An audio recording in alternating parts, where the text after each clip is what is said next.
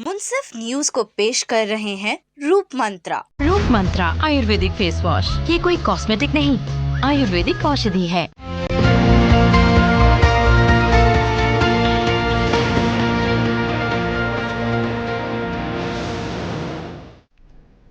आदाब, मुंसिफ news live में आप सबका इस्तकबाल है। मैं आप सबके साथ नदीम दिखाएंगे देश और दुनिया की तमाम बड़ी खबरें। आगाज करेंगे हेडलाइंस के साथ। सुर्खियों को पेश करने में ताउन किया है डॉक्टर ऑर्थो ऑयल के साथ साथ डॉक्टर ऑर्थो कैप्सूल्स साथ लेना ना भूलें। वजीर दाखिला अमित शाह ने आसाम में सेहत के मंसूबों का किया आगाज, कांग्रेस को बनाया तनकीद का निशाना।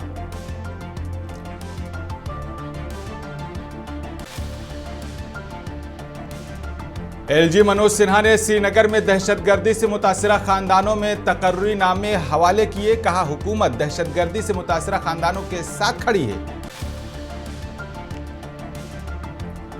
बीजेपी 5 रियासतों के इंतखाबात में कामयाबी हासिल करेगी, छत्तीसगढ़ के वजीर आला विष्णु देसाई ने किया दावा।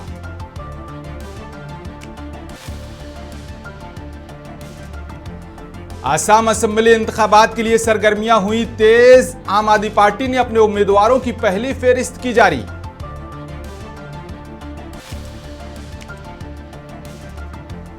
बगदाद में अमेरिकी सिफारत खाने पर हमला, ईरान के हिमायत याफ्ता जंगजुओं को बनाया गया निशाना।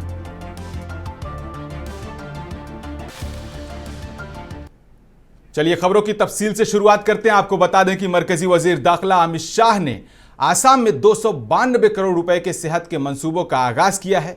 इस मौके पर अमित शाह ने कहा कि आसाम के सेहत की देखभाल 10 साल पहले तबाही का शिकार थी।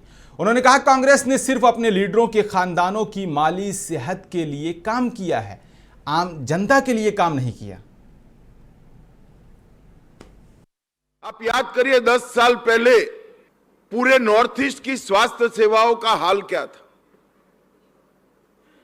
इवन आसाम की स्वास्थ्य सेवाओं का हाल बड़ा जर्जरित था। सालों तक शासन में रहने वाली कांग्रेस ने अपने परिवारों के आर्थिक स्वास्थ्य के अलावे लोगों के स्वास्थ्य की चिंता नहीं की। और मैं आज देख रहा हूं हेमंत विश्व शर्मा जी जब से असम के मुख्यमंत्री बने, एक लगन के साथ आज आसाम की स्वास्थ्य सेवाओं को गुजरात, महाराष्ट्र और कर्नाटक जैसे विकसित राज्यों के समकक्ष बनाने में हेमंत भाई सफल हुए हैं, इसमें दो राय नहीं। वहीं आपको बताते चले कि जम्मू कश्मीर के लेफ्टिनेंट गवर्नर मनोज सिन्हा ने श्रीनगर के लोक भवन में कश्मीर डिवीजन से दहशतगर्दी के मुतासिरीन के तकरीबन 50 करीबी रिश्तेदारों में तकर्री के खुतूत हवाले किए। इस मौके पर मनोज सिन्हा ने कहा कि हुकूमत दहशतगर्दी से मुतासिरा खानदानों के साथ खड़ी है और उनकी फलाह बहूद के लिए हर मुमकिन कदम उठाती रहेगी। आपके समक्ष लगभग 50 लोगों को अपॉइंटमेंट लेटर दिए गए हैं, जिसमें जैसा डीसी श्रीनगर ने बताया काफी लोग उसमें ऐसे हैं जिनके परिजनों को आतंकवादियों ने आतंकी हिंसा का शिकार बनाया था और बाकी कुछ ऐसे लोग हैं जो लंबे समय से इंतजार कर रहे थे। आज उनका इंतजार समाप्त हुआ है। मैं अपॉइंटमेंट लेटर पाने वाले सभी देवियों सज्जनों को हृदय से आज उनकी नियुक्ति के लिए बधाई भी देता हूं। मुझे लगता है कि आज का दिन जम्मू कश्मीर के प्रशासन के लिए कैलेंडर का कोई साधारण दिन नहीं है। टेरर विक्टिम फैमिलीज और सेवा के दौरान जो लोग दिवंगत हो गए और सरकारी कर्मचारी थे, गवर्नमेंट एम्प्लॉय थे, के आश्रितों को रोजगार प्रदान करके उनके जीवन में उम्मीद की एक नई किरण जलाने का काम। वहीं आपको बता दें कि दिल्ली की वजीर आला रेखा गुप्ता ने अलीपुर में अपना घर आश्रम ज्वेलरी और बूथ के सालाना तकरीब में शिरकत की। इस मौके पर वजीर आला ने समाजी खिदमत और ज़रूरतमंद अफराद की मदद के लिए अपना घर आश्रम की खिदमत के लिए दे दिया है। उन्होंने कहा कि ऐसे इदारे माशरे में इंसानियत खिदमत के जज्बे को मजबूत करते हैं। उन्होंने कहा कि हुकूमत समाजी और फलाही कामों में ताउन जारी रखेगी।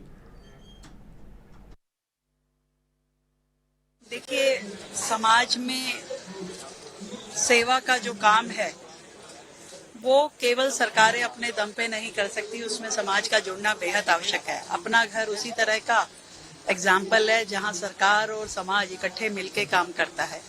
वो बेसहारा, वो आश्रित, वो पीड़ित बहनें जो कहीं ना कहीं समाज से अलग हो जाती हैं, छूट जाती हैं, तकलीफ में होती हैं, पीड़ा में होती हैं, उनको अपना घर से जोड़ करके उनकी सेवा करना, उनको स्वास्थ्य लाभ देना, उनका केयर करना, उनकी रोजी पूरा उनकी दिनचर्या को चलाना, ये अपने आप में बहुत बड़ा सेवा का प्रकल्प है। मैं शुभकामनाएं देती हूँ ऐसे संस्थान को और सरकार की ओर से भी मैं ये इंश्योर करूंगी कि इस तरह के सारे संस्थान ठीक ठाक चले और उनको किसी भी तरह की कोई कमी ना आए। और वहीं इस साल मुल्क की सियासत के लिए अहम समझी जाने वाली 5 रियासतों में असेंबली इंतखाबात होने हैं। इन 5 रियासतों में मगरबी बंगाल, तमिलनाडु, केरला, असम और पच्चूचड़ी शामिल है। इलेक्शन कमीशन की जानिब से आज इंतखाबात की तारीखों का ऐलान किया जाने की उम्मीद है। इन रियासतों में कानून साज असम्बलियों की मियाद मई और जून में खत्म हो रही है। उसको मद्देनजर रखते हुए इलेक्शन कमीशन आज शाम 4 बजे प्रेस कॉन्फ्रेंस करेगा। आज इस दौरान कमीशन मुमकिना तौर पर इन रियासतों के इंतखाबाती शेड्यूल और तारीखियों का ऐलान करेगा जहां इस साल असेंबली इंतखाबात होने वाले हैं। इलेक्शन कमीशन की प्रेस कॉन्फ्रेंस में इन रियासतों के मुकम्मल इंतखाबी शेड्यूल का खाका पेश किया जाएगा। ये इंतखाबात न सिर्फ इन रियासतों के लिए बल्कि आइंदा होने वाले कौमी इंतखाबात के लिए भी इंतहाई अहम तस्वुर किए जाते हैं।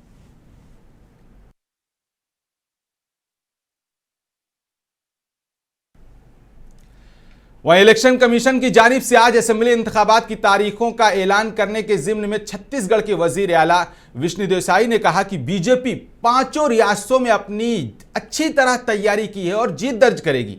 बीजेपी यकीनी तौर पर तमाम रियासतों में भारी अक्सरियत से कामयाबी हासिल करेगी।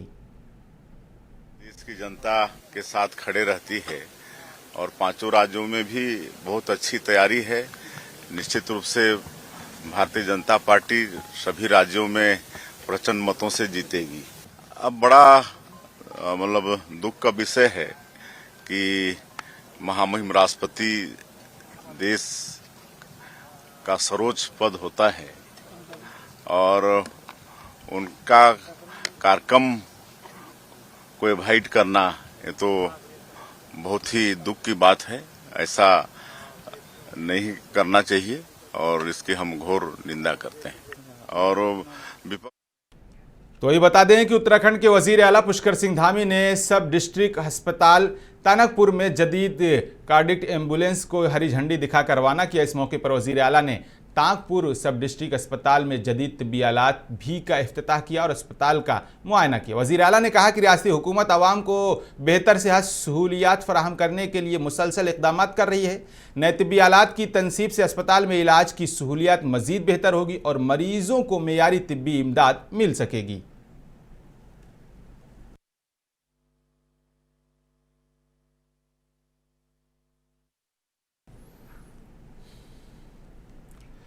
वहीं आपको बताते चलें कि बीजेपी के रुकन पार्लियामेंट रविशंकर प्रसाद ने कहा कि मैं रेलवे इंतजामिया का शुक्रिया अदा करता हूं। आज ट्रेन सर्विस पटना से थावे तक शुरू हुई है।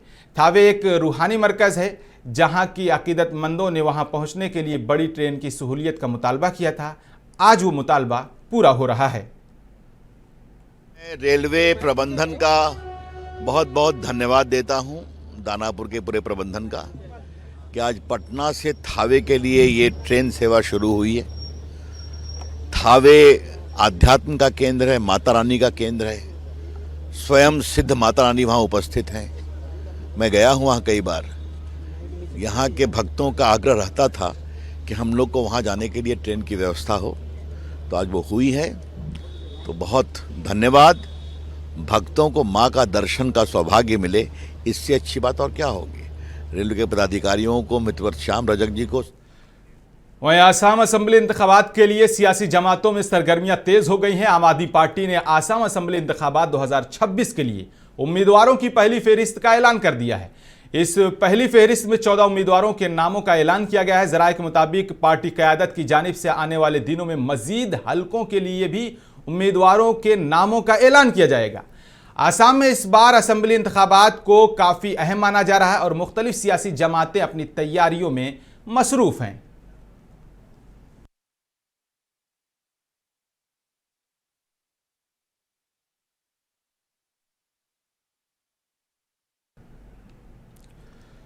वहीं आपको बताते चलें कि समाजवादी पार्टी के सरबराह अखिलेश यादव और कौमी जनरल सेक्रेटरी शिवपाल यादव सिंह ने उत्तर प्रदेश के इटावा में काशीराम के 92वें यौम पैदाइश तकरीब में शिरकत की। इस मौके पर रहनुमाओं ने काशीराम को खराज अकीदत पेश किया और उनकी समाजी इंसाफ और महरूम तबकात के हुकूक के लिए की गई जद्दोजहद को याद किया और उनको सलाम पेश किया।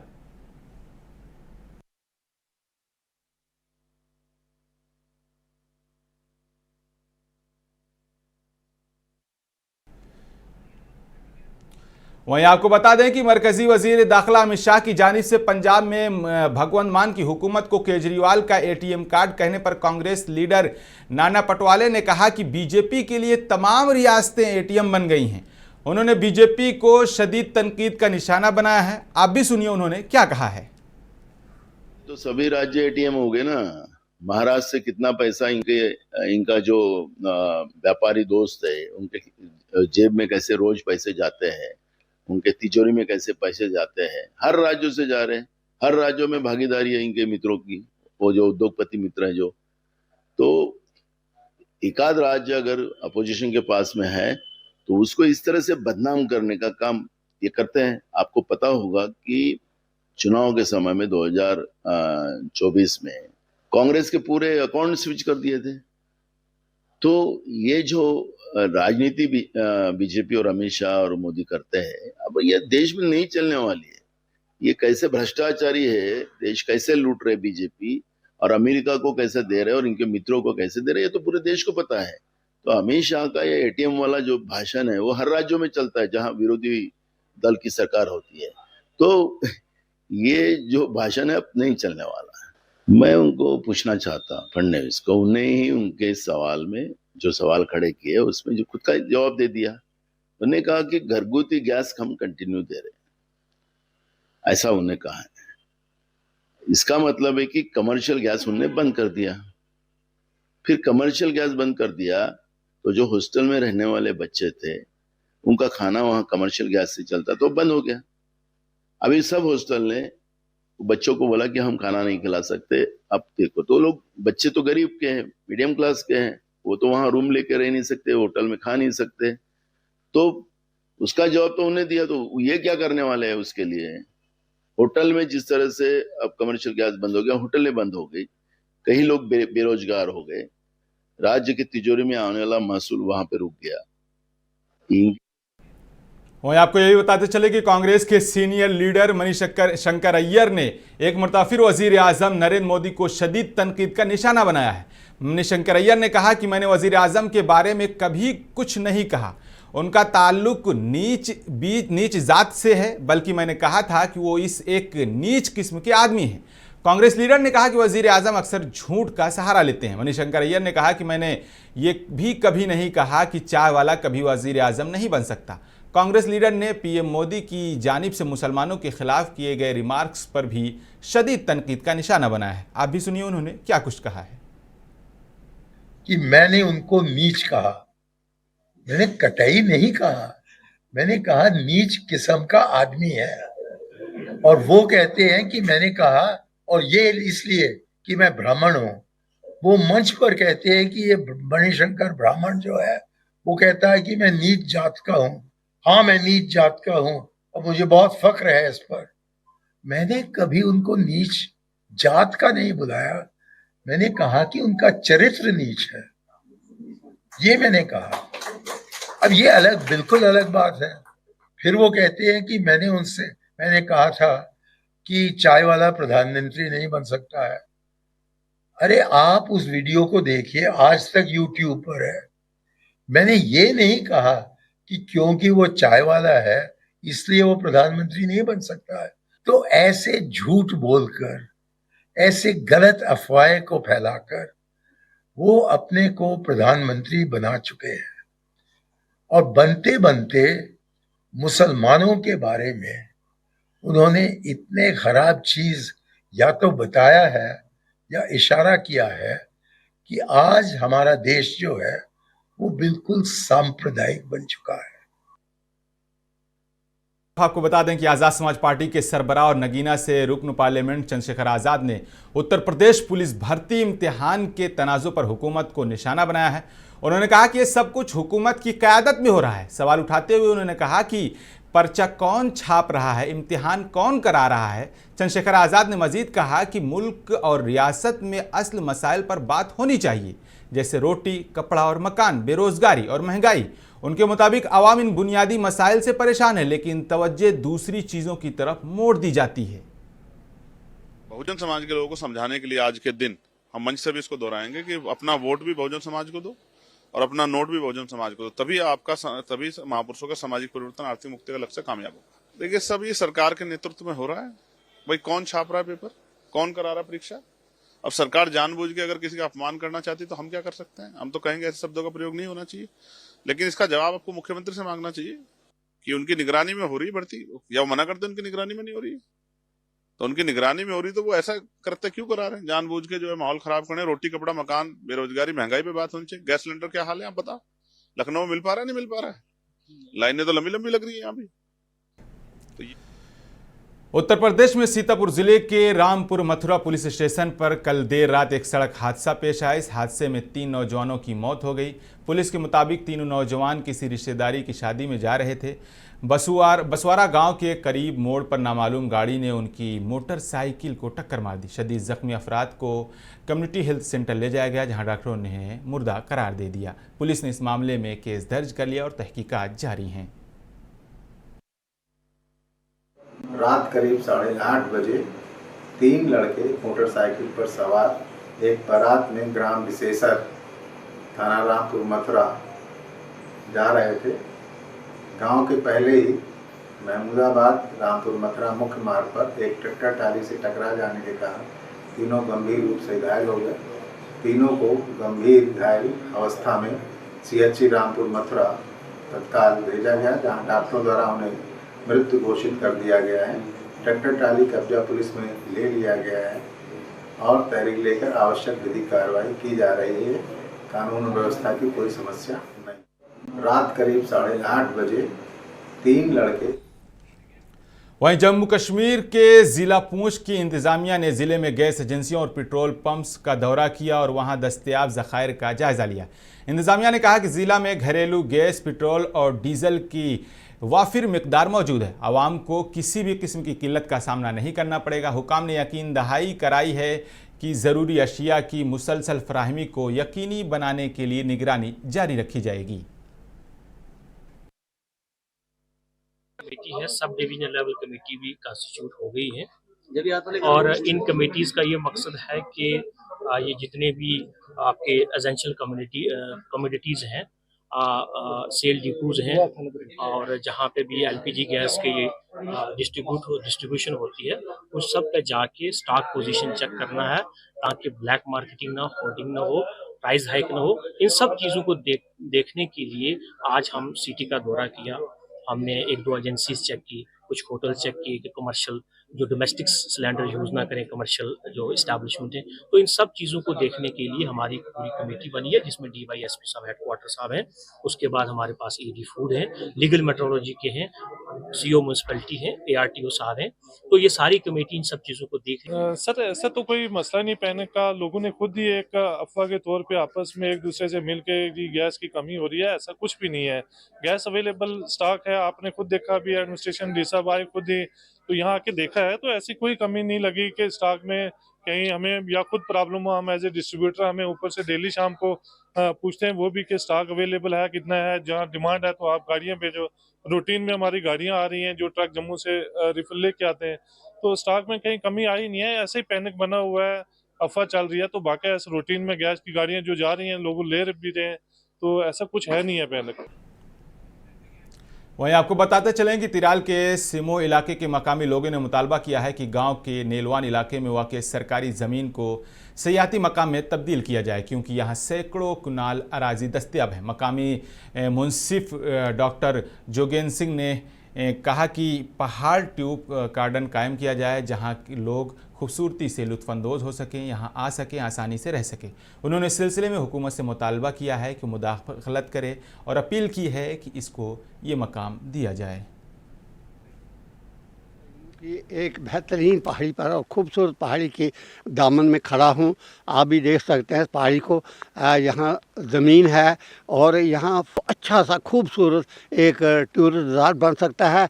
यहाँ टुलिप गार्डन गवर्नमेंट चाहे, सरकार चाहे तो बना सकती है, जिस तरह वो बाकी जगहों की तरह तवज्जो देती है। और सबसे बड़ी चीज़ जो है सरकार के लिए ये बेरोज़गारी का मसला है, जिस पर आज के हमारे नौजवान जो हैं वो परेशान हैं, नौकरियाँ नहीं मिल रही हैं। तो यहाँ काफ़ी लोग जो हैं वो ऑब्जर्व हो जाएंगे और सरकार का यहाँ का थोड़ा सा मसला हल होगा और ये ज़मीन जो है ये संभाली जाएगी, इसकी तरह तवज्जो दी जाएगी ताकि कोई इस पर नाजायज़ कब्ज़ा न करे।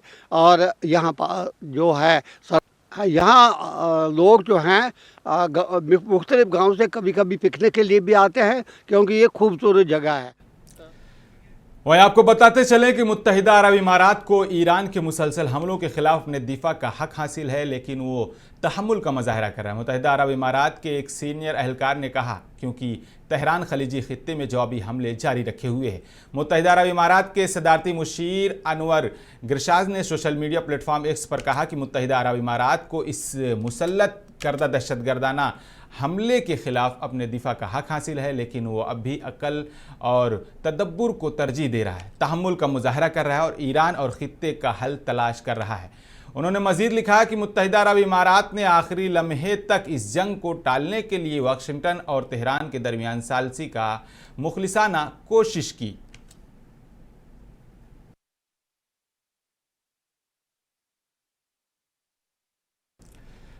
वहीं आपको बताते चलें कि बगदाद में अमेरिकी सिफारत खाने पर हमला किया गया। इस हमले में ईरान की हिमायत याफ्ता जंगजुओं को निशाना बनाया गया है। सिक्योरिटी ज़राए के मुताबिक बगदाद में अमेरिकी सिफारत खाने पर हमला किया गया है। कबल अज़ीं दारुल हुकूमत में होने वाले हमलों में एक ताकतवर ईरानी हिमायत याफ्ता ग्रुप के 3 अफराद को मारे जाने की खबर है। इराक जो अमेरिका और ईरान के दरमियान तवील अरसे से प्रॉक्सी जंग का मैदान है, 28 फरवरी को ईरान पर अमेरिकी और इसराइली हमलों के बाद मशरिकी वस्ता के तनाज़ो की तरफ तेज़ी से खींचा जा रहा है।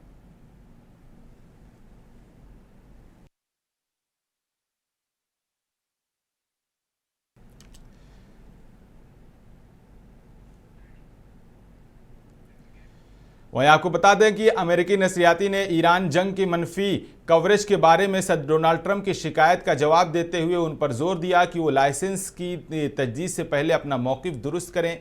फेडरल कमीशन ने चेयरमैन फेडरल कॉन्फ्रेंस में पहले कहा कि नेटवर्क्स के बारे में तहकीकात शुरू की हैं जिनका दावा है कि वो मुतासिब हैं। ये पहला मौका था जब कारकुन ने ईरान से मुताल्लिक कवरेज से खिताब किया था। हालांकि ट्रंप और व्हाइट हाउस ने हाल ही में कहा कि कवरेज के खिलाफ अपने हमलों को तेज़ कर रहा है और जैसे कि गैर ज़रूरी तनकीद और गैर मुंसिफाना समझते हैं।